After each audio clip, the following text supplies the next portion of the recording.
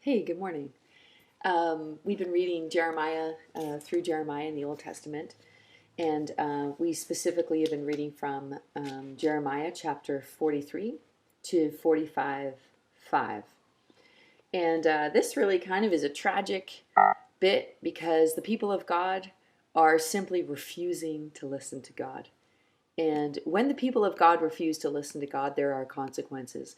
Now, to be sure, when the people of God listen to God, there are consequences too. And that's the thing, is we actually have to make a decision as the people of God about what kind of consequences we want to live. When we listen to God, the consequences can be immediately difficult, and they can also be contrary to what we want. So they can bring discomfort. And I think that's one of the things, is sometimes we make doing God's will and not doing God's will this like really clear, obvious. To do God's will means we're going to be happy and clappy and everything's going to be okay. And the people don't know what to do. They're looking for some sort of human protection and a human solution. So they're going to Egypt, which is a mighty nation, to kind of hide and also join in. And by joining in, they're worshiping their gods and becoming like them. And Jeremiah the prophet speaks and says, God already said, number one, don't go to Egypt. Now you're worshiping their gods.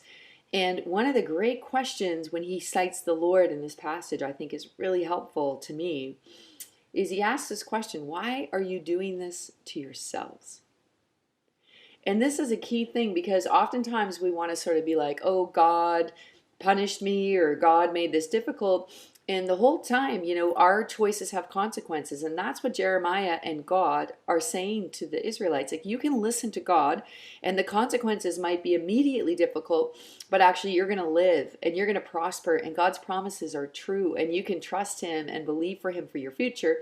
Or you're going to try to work this thing out yourself, completely ignore God and His warnings and instructions, and you're going to die.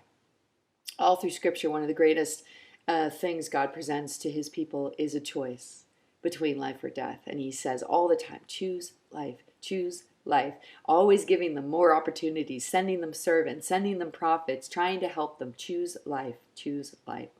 Whatever God's telling you to do, even if the consequences are difficult in the immediate future for you, even if it means it's a departure from what you want and how you thought this thing was going to work out, I admonish you, I encourage you, just like Jeremiah, listen to the Lord.